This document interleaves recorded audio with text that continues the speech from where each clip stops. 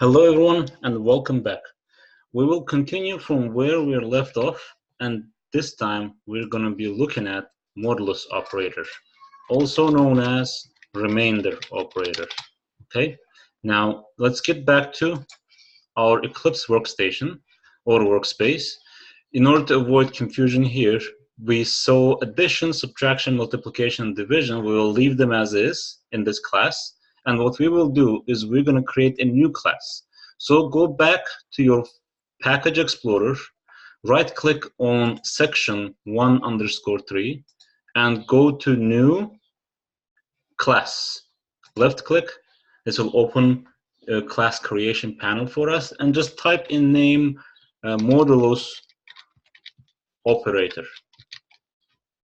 Finish. As usual, Eclipse creates a class for us. It puts it under package 1_3, and let's create the main method within this class. String array of arguments, and open some space up. We're going to be looking at modulus operator. The syntax stands for how you write the code specifically for a given language. The syntax in Java is percentage symbol.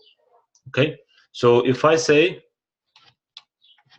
for an example, let's declare and assign two numbers. Int num1 is equal to 5, int num2 is equal to 3, and let's do this. Int remainder is equal to num1 modulus num2.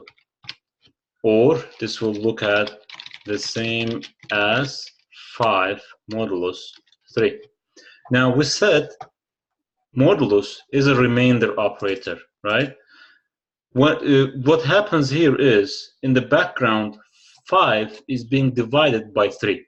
When you divide 5 by 3, you get 1 point something, right? Now, in Java, it's not 1 point something. We'll look into that. But the idea behind modulus is, what you want to do is, you want to find what is left behind when you divide 5 by 3. When you divide 5 by 3, you have 1 3 within this 5 and 1 2, right? So 5 is equal to 3 plus 2, right? Also, 5 is equal to 3 times 1, let's put it this way, plus 2, right?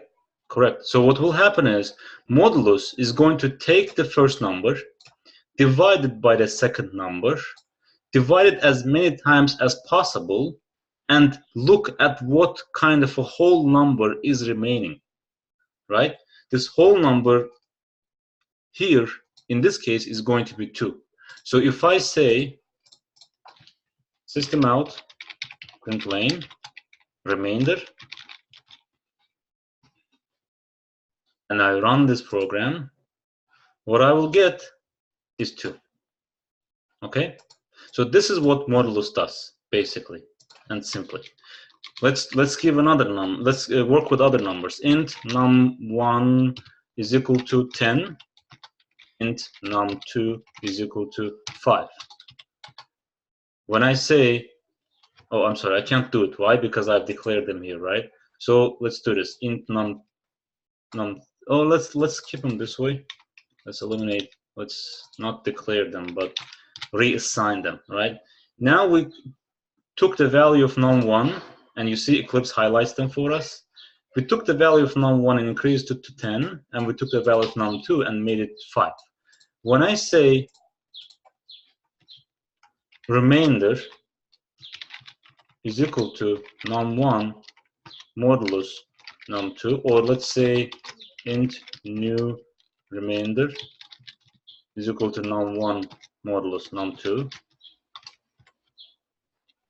We're not going to reuse remainder. There are certain reasons. I'm not going to dive into them. But basically, we're looking at new remainder.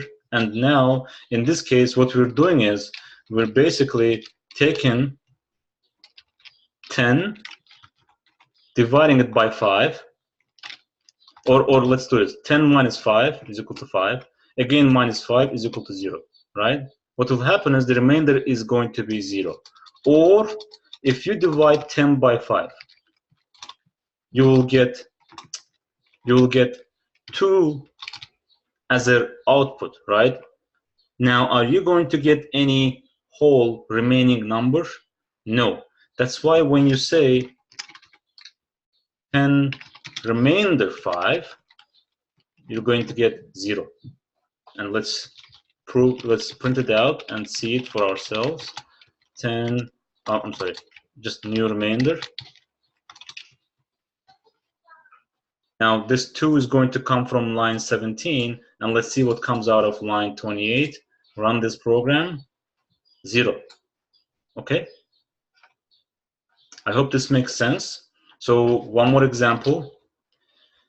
Let's not declare variables. Let's just basically print out and display the output. When I say, let's say 12 remainder 5, what do you think the answer is going to be? I'm going to be able to divide 12 by 5 2 times until it gets to 10, and I'm going to be able to have 2 as a remaining. Or let's look at it from this point of view.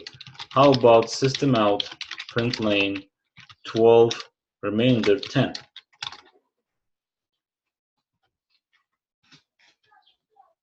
Output is going to be 2, right? Because I'm dividing by 10 and there is 2 remaining. What about system out print lane 12 remainder 100? This is a little bit advanced. What happens is, can I divide 12 by 100? I cannot, right? But even if I cannot, the remainder is going to be what? 12. I couldn't divide it, and but I could get remainder of 12. So when I print this, I will get 2 from line 17 displayed. I will get 0 from line 28 displayed. I will get 2 from line 31 displayed, and I will get another 2 from line 32 displayed, and I will get 12 from line 33. Let's run it and see if that's the case. That's exactly the case. So basically, what happens with the remainder operation is remainder divides the first number by the second number as many times as possible, and if there is if only there is a remaining whole value, it will print that out. That's it. It will not print it out, it will display that value. That's it. Okay? This is what the remainder operator is. And down the road through our contents and exercises, you will see common uses of remainder operator.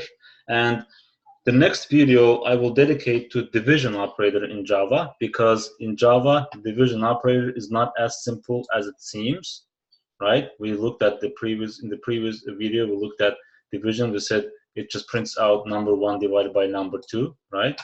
But there are certain exceptions. So within this division operator, we'll touch the remainder operator one more time.